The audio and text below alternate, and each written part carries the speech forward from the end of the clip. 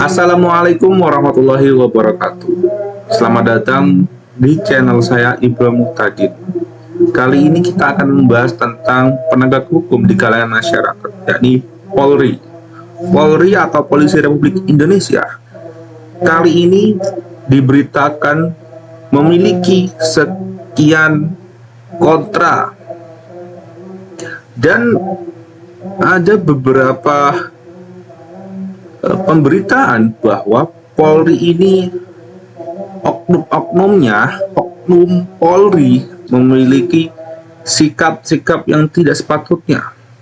Berikut beritanya. Berapa banyak lagi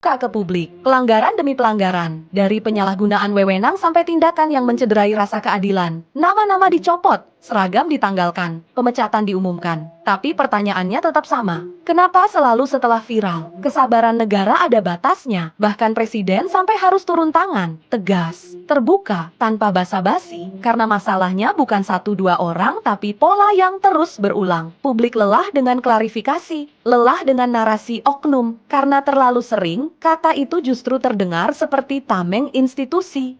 Di saat yang sama muncul pernyataan dari pucuk pimpinan kepolisian, lebih baik jadi petani daripada memimpin jika berada di bawah kementerian. Kalimat itu menimbulkan tanya, jika pengawasan dianggap beban, lalu siapa yang sebenarnya ingin dilindungi? Ini bukan kebetulan, ini sistem yang dibiarkan. Saat pengawasan ditolak, saat kritik dianggap ancaman, hukum berhenti jadi pelindung dan berubah jadi alat kekuasaan. Di titik itu, rakyat hanya diminta patuh, bukan dilindungi. Pernyataan Kapolri Jenderal Listio Sigit Prabowo yang menyebut akan melawan sampai titik darah terakhir terhadap usulan penempatan Polri di bawah kementerian bukan hanya ekspresi emosional, melainkan sinyal pembangkangan serius terhadap prinsip kontrol sipil dalam negara demokrasi. Narasi perlawanan total ini menempatkan Polri seolah sebagai institusi yang tak boleh disentuh, dikritik, apalagi diatur ulang. Meski desakan reformasi justru lahir dari akumulasi kekecewaan publik atas kewenangan besar Polri yang minim pengawasan. Ketika seorang Kapolri memilih bahasa darah dan perlawanan untuk menolak mekanisme sipil, persoalannya melampaui urusan struktur kelembagaan.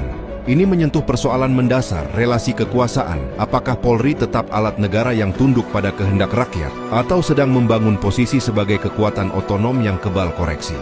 Dalam demokrasi, sikap seperti ini bukan hanya layak dipertanyakan, tetapi wajib dikritisi. Nah, selain itu ada perwakilan kita. Kenapa saya bilang perwakilan? Karena satu orang ini, Babang Ganteng Gagah Berani ini, mengemukakan pendapatnya di hadapan para Polri tentang bagaimana Polri bersikap tentang dosa-dosa Polri kepada kita masyarakat Indonesia. Ini dia beritanya. Saya lebih baik jadi petani saja. Perlu saya panggil Dan nggak nih? Perlu panggil Dan nggak? Tapi ini kalau saya tanya enggak nanti komentar lagi dengan wah polisi salah terus, akhirnya jadi nggak confident enggak kan Pak? Kalau enggak saya berhenti nanya nih. Oke, kalau gitu. Pertama, tadi saya dengar Bapak bilang polisi kok salah terus. Loh memang salah. Mau gimana? Mau gimana coba? Kalau benar ya benar. Ini kan memang salah. Gimana? Itu. Terus komentarnya agak lucu juga, polisi merasa ditekan dari berbagai sisi, dari masyarakat, dari presiden. Loh Pak, yang biasa nekan masyarakat kan juga kon-kon Bapak juga. Jadi nggak apa-apa lah sesekali kita gantian. Gitu. Oke, pertama mungkin komentar yang agak lebih simple deh. Perihal arogansi. Hedonisme aja dulu. Ada kegagalan dari Bapak dalam menangkap permasalahan hedonisme. Permasalahan hedonisme tidak dalam bagaimana hedonisme ditunjukkan, tapi adalah dari mana polisi mendapatkan harta kekayaannya. Menutup tindakan-tindakan hedonisme itu tidak menjawab permasalahan. Yang perlu dipertanyakan dan dijawab kepada publik adalah polisi bisa sekaya apa? Gajinya berapa sih? Tunjangannya berapa sih? Itu harusnya kalau dalam poin hedonisme. Dua, perihal arogansi. Sekarang saya tanya Pak, penangkapan teman-teman, belum teman-teman mahasiswa, teman-teman pelajar yang hendak terjun ke medan aksi, mereka bahkan belum datang aksi, belum mericu, belum apapun, mereka ditangkap. Itu arogansi atau bukan? Arogansi atau bukan? Mereka tidak melakukan kesalahan apapun, tapi mereka sudah ditangkap. Arogansi atau bukan? Kedua, perihal arogansi juga. Putusan MK menjelaskan bahwa polisi tidak boleh menduduki jabatan sipil. Tapi polisi sekarang entah dari mana idenya, saya nggak tahu dari bisikan dari siapa, tapi pengen membolehkan itu dengan berbagai macam aturan-aturan hukum. Itu juga Mbak Bibip, kayaknya perspektif konstitusionalisme itu nggak perlu di Indonesia. Atau konstitusi kan dikangkangin terus. Jadi omong kosong lah. Nah, perihal bagaimana polisi tetap berupaya, setidak-tidaknya ada tendensi untuk berupaya tetap menduduki jabatan sipil, itu arogansi atau bukan? Itu kalau kita ngejawab perihal arogansi. Ketiga, di sini ada suatu permasalahan yang cukup penting kalau misalnya kita melihat di sini Pak. Dari tadi Bapak, kalau kita lihat pakai kacamata manajemen, Bapak itu hanya membahas tentang pengawasan, yaitu adalah evaluasi. Sekarang bagaimana dengan input dan prosesnya? Input polisi berkualitas nggak? Kalau mau diawasin seketat apapun ya, kalau inputnya udah sampah ya outputnya juga akan sampah. Trash in, trash out. Saya rasa gitu. Dari perspektif manajemen ya. Dalam prosesnya sekarang, polisi pendidikannya berapa lama? Mempelajari hukum nggak secara cukup baik? Mempelajari ilmu sosial nggak? Politik nggak? Ketatanegaraan nggak? Lihat kemarin kasus di Sleman, polisi aja bingung. Dasar hukumnya apa? Kapolres. Sekarang gimana dengan input dan proses? Nggak cukup hanya dengan pengawasan. Dan yang paling penting dalam keseluruhan pemaparan Bapak mengenai reformasi Polri, tidak ada narasi baik secara langsung ataupun figuratif yang menggambarkan bagaimana kami sebagai anak muda itu dijamin kebebasannya untuk bisa berekspresi, untuk bisa menyatakan pendapatannya di muka publik. Di mana letak reformasi jika hal yang paling esensial demikian itu hilang dari benak kepolisian? Sekian. Nah, sekian. Terima kasih sudah meluangkan waktunya.